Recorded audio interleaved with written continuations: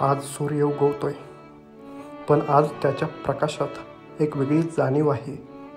हा तोच रायगड आहे जिथे सिंहासनावर बसून स्वराज्याचा राजा रयतेच्या भविष्याचा विचार करायचा. हा तोच वारा आहे जो एकेकाळी त्यांच्या घोड्यांच्या टापांमध्ये गरजायचा. पण आज तोच रायगड शांत आहे, जणू आपल्या राजाची वाट पाहतोय. छत्रपती शिवाजी महाराज, तुमची आठवण आजही आमच्या हृदयात ताजी आहे. 6 एप्रिल 1680 स्वराज्याचा सूर्य मावळला. स्वराज्याच्या दगडांनाही कदाचित त्या दिवशी अश्रू आले असतील. पण खरंच शिवराय गेले का?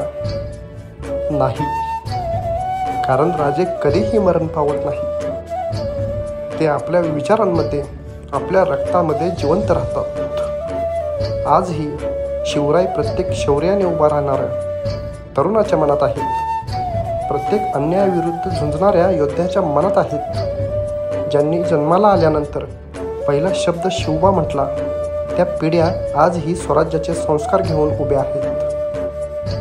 महाराज, तुमचा भगवा आजही फडकतोय आणि कायम फडकत राहील. कारण तुम्ही केवळ इतिहास नव्हता, तुम्ही आमच्या अस्तित्वाचा एक भाग आहात.